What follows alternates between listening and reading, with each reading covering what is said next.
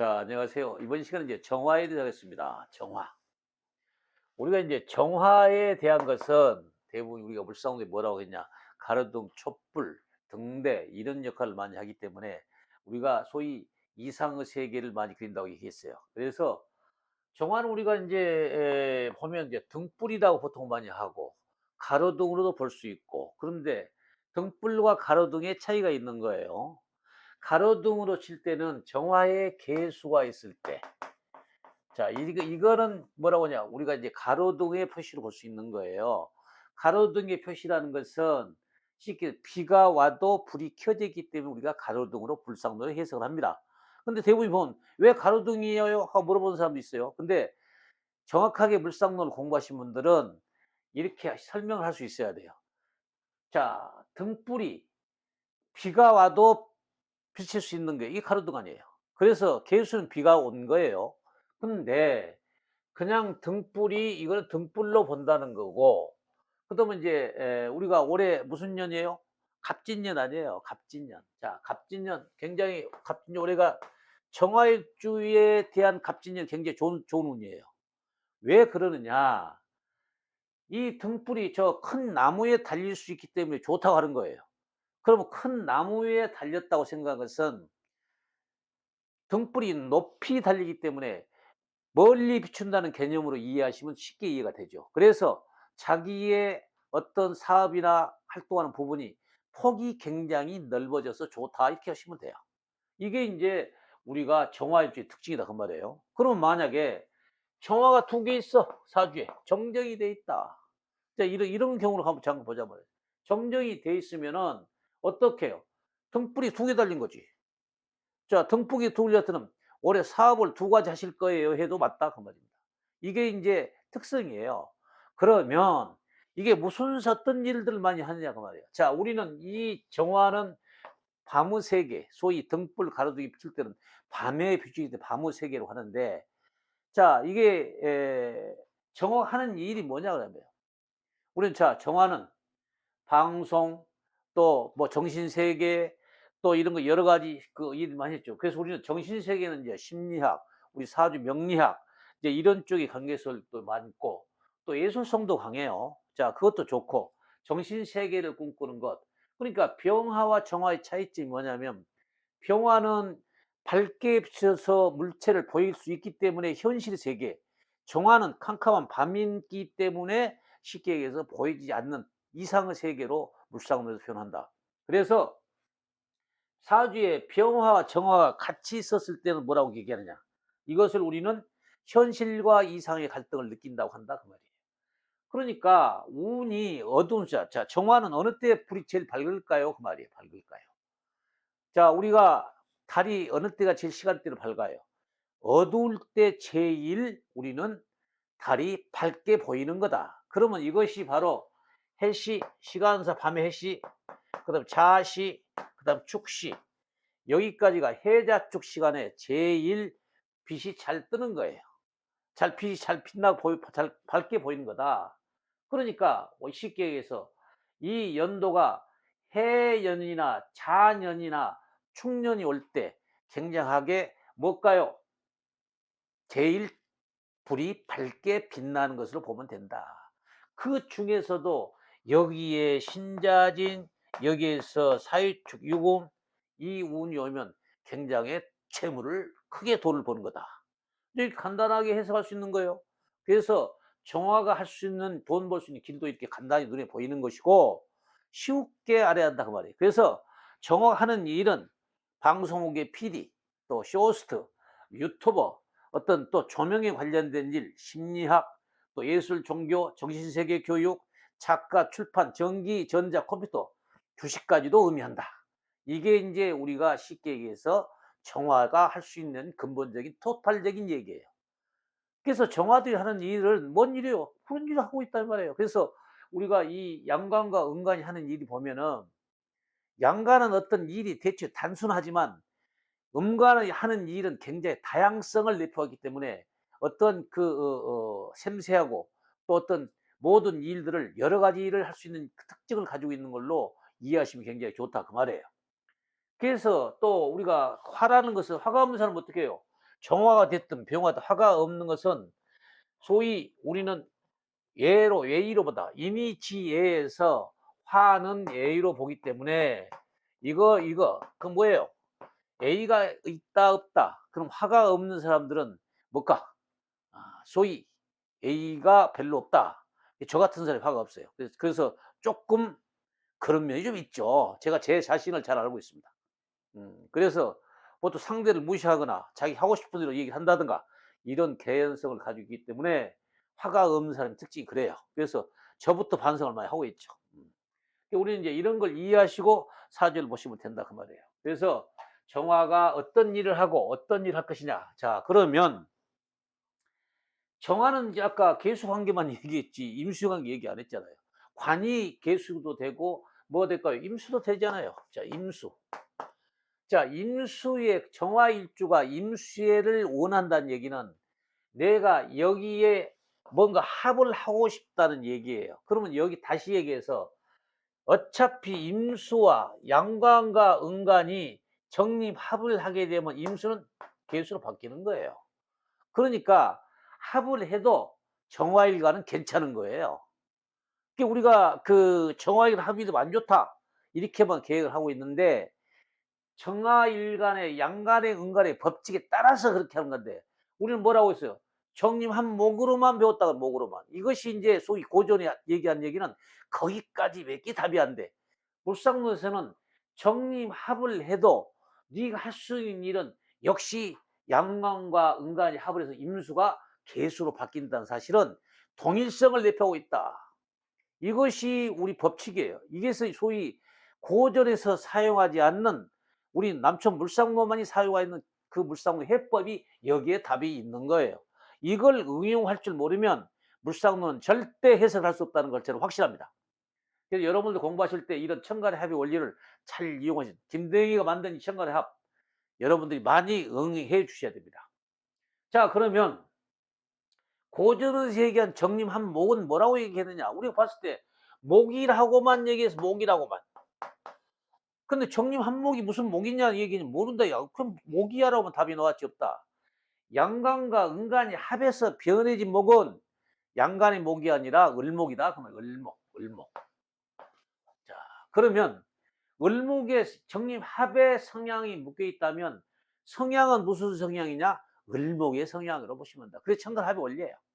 근데 우리는 양강응원의 법칙을 이용을 해서 천간과 이 합의 원리면 정화와 임수가 정립 한목을 합을 하게 되면 역시 양간이 계수받기 때문에 역시 정화는 비가 와도 좋아 눈이 와도 좋아야. 그래서 달이 떠도 좋아 비가 와도 좋다는 정화의 특징이 좋아요. 그래서 정화일주들이 대부분이 포용성이나 어떤 관계성이 대부분이 원활하다. 상대 원한 일을 잘 안 한다. 이렇게 이해하시면 굉장히 좋다 그 말이에요.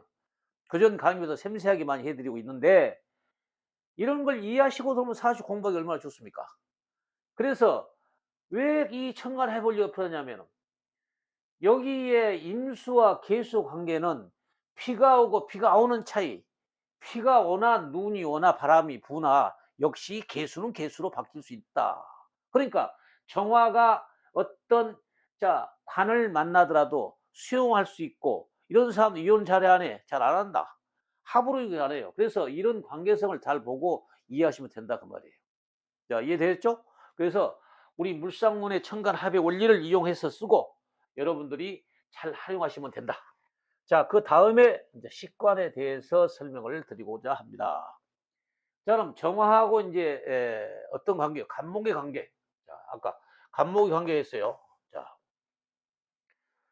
정화하고 간목의 관계는 저 등불이 높이 달리기 때문에 굉장히 좋다. 올해 정화일주들 한번 기대를 가지고 한번 해보세요. 뭔가는 저 높은 등불에 새로운 나무에 등불을 달 수 있다는 것은 새로운 사업, 새로운 어떤 아이디어 이런 걸 가지고 활용하시면 굉장하게 좋은 성과가 있을 테니 올해 갑진년에 기대를 가시고 정화일주가 굉장히 좋다는 것은 이해하시면 좋다. 자, 그래서 이 간목이에요. 그래서 계수운이 만약에 이 관운이 온다 해서 뭐 계수 오니까 뭐 어쩌고저쩌고 하지 말고 계수는 아까 임수가 와도 수용할 수 있고 계수가 와도 수용할 수 있는 법칙을 아까 배웠어요. 그러니까 비가 와도 불은 켜져, 눈이 와도 켜져 같다는 얘기 때문에 올해 대성공을 한번 해 보시라는 얘기입니다. 이해하셨죠? 자, 그다음에 을목의 관계. 정화의 을목의 관계는 쉽게 얘기해서 우리가 임수와 관계 합해서 뭐라고 했어요? 정님 한 목이 됐는데 이게 을목이에요. 그러면 어떤 일일까? 자, 을목의 운이 온다는 얘기는 작은 나무에 높은 나무에 작은 나무에 등불이 달리기 때문에 크게 능력 발휘는 안 되더라도 기본 유지는 할 수 있지 않겠느냐 이렇게 보는 거예요. 그래서 물상론에서 이 관 네가 만약에 명예를 쓴다고 보면 여기 상관 더 나가 줘야 되는데 제가 진도를 많이 나가면 여러분들이 흡수하기 어려워. 한번 더 나가 볼까요? 너가 보는 거 자, 여기에서 을목이 하는 경금이에요. 그러면 올해 정화일주가 을목이 와서 이 경금의 운을 본다면 올해 공직자 시험을 봐도 좋다. 여기까지가 답인데 지금 기초 이론에서 제가 깊숙이 나갈 수가 없기 때문에 해석을 안 하고 있다고 이해하시면 됩니다.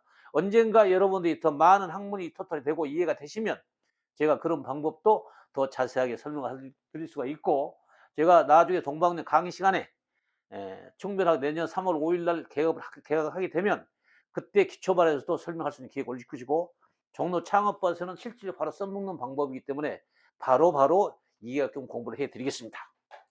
자, 그 다음에 병화와 관계. 자, 우리가 이제 지금 차근차근 설명을 해드리는데 병화의 관계. 자, 병화는 어쩌라고 했어요? 병화는 제가 왜 개수로 써놓은 이유가 있어요. 자, 병화는 현실과 이상의 세계가 동떨이 같이 있는 거예요. 그러면 자, 이렇다 보면 사주 구성에 정화, 병화 같이 있는 일관이 같이 겹쳐 있는 사람은 항시 현실과 이상의 갈등의 고민을 가지고 살아가는 사람으로 설명해도 맞다. 정확합니다. 자, 그러면 이걸 해소시키고 사는 방법이 뭐냐? 우리는 여기에 간목이란 큰 나무를 심어 놓으면 가려준다라고 물상으로 해석하죠. 그래서 한 가지만 태양이 뜨든지 달이 뜨든지 이렇게 구별해서 살아갈 수가 있기 때문에 간목의 행위를 한 게 좋다. 간목은 뭐예요? 큰 교육, 예를 들어서 대학 교육 이런 거 있죠. 올해 갑진년. 자, 병정이 있는 사람 올해 갑진년 좋아한자요? 좋다. 이렇게 쉽게 물상을 볼 수 있잖아요. 이런 걸 가지고 천간합의 식간에 대입할 수 있는 방법을 이해해야지 뭐 쓸데없는 소리 아무 필요 없는 거예요. 현실에 맞는 우리 무상론처럼 현실에 맞는 얘기를 가지고 인간사에 대입할 수 있는 이런 공부가 굉장히 필요하지 않냐고 봅니다. 자, 그래서 병화와 관계는 현실과 이상의 갈등을 해소시키는데 만약에 개월이 어려웠다. 그럼 어쩔까요? 당연히 비가 내려도 태양을 가리기 때문에 정화의 기질로 된다. 그러면 자, 결과적으로 아까 고민이 사라지는 것 쉽게 해서 이상의 세계에서 내가 현실의 세계 고민이 한개 접어지고 사라지는 법이 해결되는 방법이다. 이렇게 이해하시면 되잖아요. 그래서 병정의 사주가 있다면 개수월에는 쉽게 얘기해서 이 병화를 비로 내리기 때문에 정화의 기질을 바뀌어서 한 가지 고민을 해결하는 게 달이네. 이렇게 해도 좋다 그 말입니다. 아, 굉장히 편하죠. 자, 그 다음에 정화. 자, 정화. 자, 정화는 고전처럼 뭐 비견이 오면 어쩌고 겁재가 오면 뺏어가고 이게 아니라 우리 물상도에서는 등불이 두 개 되는 거예요. 그런데 등불이 내가 뿌리에 정사를 가지고 있나 정미를 가지고 있냐 차이예요. 정사 일주들은 100% 정하고 오면 다 자기 흡수할 수가 있어. 그래서 굉장히 좋다고 말해요. 왜? 네가 와서도 나는 같아. 별의 무리를 만들어줘. 그렇기 때문에 큰 나무에 올해 갑진년에 등불이 달려 있다면 어떠니까 등불이 두 개 켜주는 거죠. 그래서 새로운 사업과 좋은 결과를 얻을 수 있다라고 이해하시면 된다. 그게 바로 정정이 있는 사주다 그 말이지. 그런 사주 같은 경우는 아이고 뭐 비견이 많네 이런 걸 따지면 형제가 많네 이거 이 의미가 없는 거예요. 그래서 실질적으로 보면 이러한 관계로서 이해하시면 가장 쉽다. 등불이 두 개 달리니까 더 높은 갑진년에 등불이 두 개니까 높은 본인의 어떤 결과물을 얻을 수 있고 성과물도 얻을 수 있고 본인이 결과를 추구해 살 수 있는 좋은 해가라고 보면 됐다. 그래서 정화일주는 올해 기대를 가지고 열심히 살아가는 방법도 좋다. 분명히 제가 설명을 드렸습니다. 그다음에 또 뭐 있을까요? 우리가 뭐 했죠? 정화 다음에 그다음에 이제 무토 관계. 자, 무토 관계예요. 그러면 아까 했죠. 그냥 화생토 관계가 아니라고 했죠. 올해 갑진년이죠. 갑목에 무토가 심어져요. 튼튼한 뿌리가 돼 있죠. 무토가 갑목에 심어진다는 얘기는 뭔가 이 갑목이 심어져 튼튼한 지읒돌에서 등불을 달다고 이해하시면 되잖아요. 그래서 만약에 무토가 월이라고 생각하면 무토월이라면 그 달에 뭔가 어떤 시험을 봐도 합격 좋은 일이 있었지 않냐. 왜? 높은 든든한 땅에 나무를 심어진 땅에 내가 등불을 달기 때문에 이렇게 이해하시면 가장 쉽게 이해를 할 수 있다 그 말입니다. 이게 특징이에요. 자, 그다음 자 무토와 기토 관계. 자, 기토 관계는 작은 땅에서 빛났다. 그 말은 기토 관계는 본인이 생각하고 꿈꾸는 것이 갑목에 등불을 달고 싶은 욕망, 이거 생각 안시법이에요. 그래서 물상론을 하다 보면은 기초 이론에서 통달이 되게 되면 마음을 읽어내는 소위 안시법을 얻을 수 있다는 것을 제가 설명을 드린 거예요. 그래서 우리 물상론에서는 뭐라고요? 천간합의 원리와 관의 관법의 직업에 찾는 방법과 사람의 마음을 읽는 안심법까지 통달이 돼야 물상으로 해석한 거다. 이게 남천물상의 특징이라고 분명히 제가 설명을 드린 거예요. 여러분 그걸 자꾸 이해하셔야 됩니다. 그래서 네가 무슨 생각, 이 기토가 갑목을 끌었기 때문에 너 어떤 생각, 너 지금 뭘 하고 꿈꾸고 있지 하고 던지면 100% 맞다 그 말이에요. 그래서 그런 관계를 자꾸 엮어가라 그 말입니다. 창의력이라는 것은 궁금증이 바로 유발하는 거예요. 궁금했을 때 새로운 창의력이 생기는 겁니다. 궁금하지 않으면 창의라는 건 없어요. 모든 창의력은 궁금증이 유발한 거다. 그래서 어린아이가 가다 엄마 저거 뭐야 하고 물어보는 학생, 그 똑똑한 놈이다. 자, 이런 걸 우리는 애에 탓하지 말고 걔는 크게 성장할 수 있는 예로 더 높은 교육을 시키면 굉장히 좋은 크나큰 재물이 될 수 있는 일이 될 수 있다고 이해하시면 돼. 그래서 정화의 기토 관계는 네가 무슨 생각? 작은 을목을 심을 게 아니라 이때는 더 큰 이상의 큰 것을 꿈꾸고 있기 때문에 어떤 일을 하더라도 더 큰 걸 네가 지금 도전해 나가라. 이렇게 이해하시면 좋다 그 말입니다. 자, 그다음에 이제 뭘까요? 자, 우리 이제 금이 경금의 관계죠. 경금의. 자, 경금. 이 재물이 왔다고 생각해요. 재물. 정화일은 재물인데 이걸 갖다가 우리는 뭐예요? 작은 불로 큰 재물, 경금을 녹일 수가 없다라고 합니다. 고전에서 녹일 수 있다라고 하죠. 병화는 못 녹이고 정화는 녹일 수 있다는데 이거는 정반대예요. 울상에서는. 작은 불로서 큰 경금을 녹일 수 없다. 그러면 자, 지금 상태에서 네가 꿈꾸는 저 재물을 우리가 이럴 때 재물운이 왔다고 해서 다 성공한 거 아니다 그 말이에요. 어떤 행위를 하냐가 문제야. 그러면 이 재물을 취할 수 없는데 어떻게 취하겠냐고 말입니다. 뭘로 취할 것이냐. 자, 행위. 결과적으로 을경합을 하게 되면 뭘로 바꿔요? 신금으로 바뀌기 때문에 이 정화가 신금의 재물을 취할 수 있다고 본다고 말이에요. 그리고 신금의 재물을 취한다는 게 뭐예요? 을경행위, 을경합, 을목의 행위를 취해서 재물을 취해야 된다. 그러면 목이 뭐예요? 을목, 의류, 펄프, 종이, 섬유, 작은 신금, 액세서리 이런 종류의 행위를 하게 되면 네가 그 재물을 취할 수 있어. 간단하게 보잖아요. 얼마나 쉽습니까? 물상론은 어떤 그 오행이 와서 어떤 작용을 해 주는가를 쉽게 이해하시면 좋다 그 말입니다. 그래서 을기 경금이 왔을 때 취할 수 없던 재물. 그래서 아이고 대운에 경금이야 너 10년 돈 잘 벌어. 천만의 말씀. 잘못하면 망하는 거예요. 저도 재운이 올 때 망해 본 사람이에요. 그래서 재운이 온다고 다 돈 버는 거 아니다는 것을 분명히 아셔야 된다. 그래서 이 경금을 녹일 수 없는데 어떻게 행위에 대해서 이걸 만들면 저 신금이 재물로서 내가 될 수 있겠느냐 하는 것을 연구해야 된다 그 말이에요.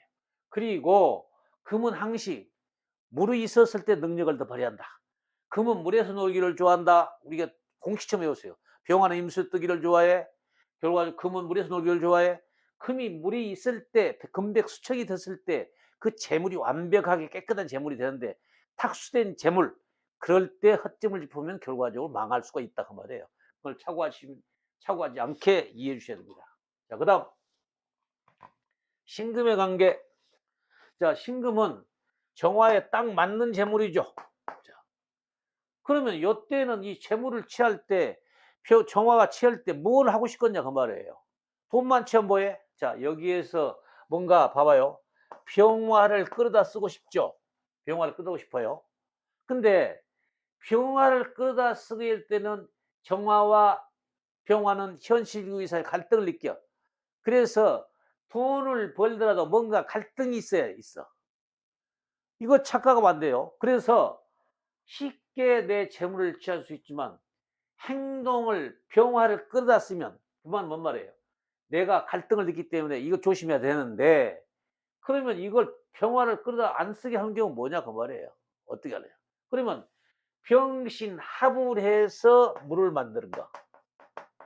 개수를 만들면 되지. 합을 안 하고 있을 때 쓰지 마. 그게 이건 합을 해서 이용을 해야 정화가 되고 개수가 되는 거예요. 자, 병신 합의된 병화 정화가 되죠. 양가리 법칙에서. 그럼 병신 합수의 물은 개수물이다 그 말이에요. 그러면 비가 와도 등불은 켜지는 격이기 때문에 재물을 취할 수 있다 그 말입니다. 그래서 요때 뭐래요? 저 병화 국가에 관련된 일, 어떤 공직의 시험 이런 걸 하지 말란 얘기예요. 그걸 네가 하게 되면은 현실과 이상의 갈등, 재물도 취할 수 없는 것이 되는 것이고, 네가 병신합을 해서 그냥 이 개수를 만들거나 그렇지 않으면 정화를 만들었을 때 재물을 취할 수 있다. 이렇게 이해하시면 돼요. 그래서 무조건 재운이 왔다고 해서 그 재물이 내게 되는 거 아니라고 보시면 된다 그 말이에요. 이해하셨죠? 자, 그다음에 뭡니까? 임수죠. 자, 임수와 개수 다 끝나가네 이제. 자, 임수는 관이 온 거죠, 관이. 자, 관이 와서 나한테 굉장히 좋다. 그러나 관이 와서 묶인다고 그랬잖아요. 정화일주는 여기서 분명히 바뀌면 정림한목이 돼도 괜찮다. 근데 이제 대부분 묶인다고 그랬잖아요. 정화일주는 묶여도 별로 괜찮아요. 이건 제가 학문적으로 연구해 보면 그렇다고 말입니다. 왜 그러냐? 정림한목이 되면 이게 우리가 이제 제가 연구한 학문이 양관과 음관이 베끼면은 개수가 된다고 그랬잖아요.